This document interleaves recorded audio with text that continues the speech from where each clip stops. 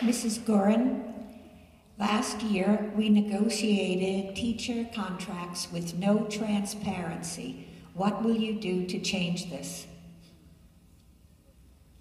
Well, transparency is huge. Just like with anything, everything should be open to the public, whether it's negotiations of a teacher's contract, whether it's negotiations from A to Z. Everything should be open to the community. That's what, as a board member, that is our responsibility. We and you, the parents here in our district, the taxpayers, you elect the Board of Education. So it is our responsibility as a board member to answer to you and to hear what you have to say, which means being transparent on everything that there is. That obviously there are certain things that are not to be spoken about, whether it's personnel issues, private people, information, but as far as the daily workings of the community, of the Board of Education, it would be our responsibility to make sure that the community is aware of everything that is happening. Thank you. Mr. Montalvo? I'm sorry, could you please reread the question?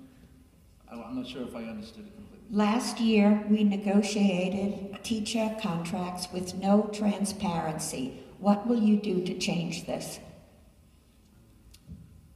Well, I believe that any contracts that are negotiated should be transparent to the people that are paying for those contracts.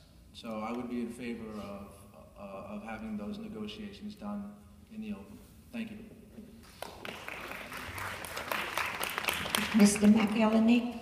I'm not an attorney, I'm a principal, so I'm going to be listening very carefully to what Mr. Kleinberg says on this, but it's my understanding that you cannot be transparent in negotiations. It's a legal issue. So while negotiations are taking place, that's not something that the public is entitled to know, the actual negotiations. But in terms of the contract, and once it's ratified and agreed upon, then that's something that we can certainly discuss. But it's my understanding that the actual negotiations cannot be transparent. Thank you. Mr. Kleinberg? Scott's right. There's an open meetings law, and there are all sorts of laws. And one of the things that executive session is one of the areas that executive session covers is negotiations of a collective bargaining agreement. So if after the fact people were disheartened by the information that they were given, I wasn't one of those people. I like to give our board members a hard time, as they know. I'm not criticizing them on this.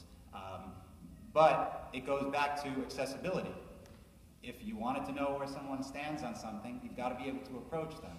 And with all due respect, it should be whatever is easiest for the public. So not always, one-to-one doesn't always work because it's a large community.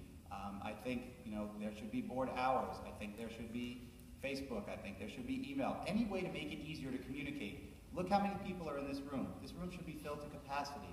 We need more people to care. We need more people. We need to make it easier for people.